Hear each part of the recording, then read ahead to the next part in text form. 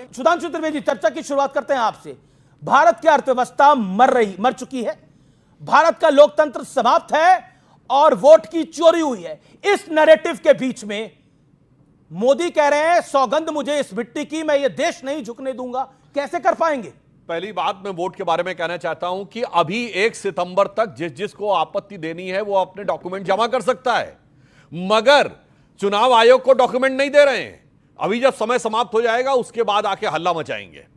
और जो लोग कहते हैं कि अर्थव्यवस्था मर चुकी है, तो समझिए अभी भी इस 50% टैरिफ के बाद भी भारत दुनिया की सबसे बड़ी अर्थव्यवस्थाओं में फास्टेस्ट ग्रोइंग इकोनॉमी है।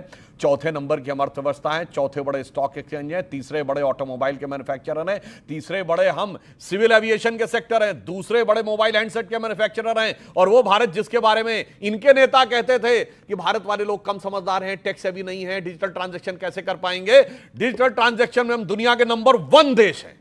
और सिर्फ नंबर 1 नहीं है, दुनिया का 48% डिजिटल ट्रांजैक्शन भारत में होता है, जो अमेरिका चाइना दोनों को मिला दीजिए उसके बाद भी कम है। और चांद के अछूते कोने को छूने वाले, दक्षिण ध्रुव को छूने वाले हम दुनिया के पहले देश बने हैं। मगर क्या बताएं, जिनके आंखों की शर्म ही मर चुकी हो, उनको भारत की अर्थव्यवस्था निश्चित रूप से मरी हुई दिखाई पड़ेगी। आज मैं विनम्रता से पूछना चाहता हूं, विपक्ष वालों को चैलेंज करके दुनिया का एक देश बता दीजिए जिस पर अमेरिकन टैरिफ ना लगाया हो।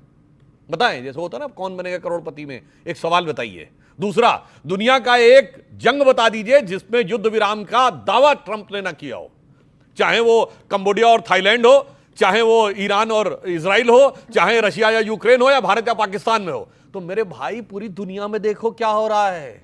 हकीकत ये हो रही है कि सुनामी आई हुई है। सुनामी आई है तो आप करें जहाज हमारा डगमगा क्यों रहा, उनसे को भैया भूकंप आ गया, चारों तरफ समुद्र में लहरें उठ रही, वो कह रहे उससे नहीं सोचो, हमको तो जहाज के कैप्टन को इल्जाम देना है। तो मैं एक पंक्ति में कहना चाहूंगा, मोदी जी ने जिन विपरीत परिस्थितियों में से इस देश को निकाला है, तो हमें इल्जाम मत दीजिए।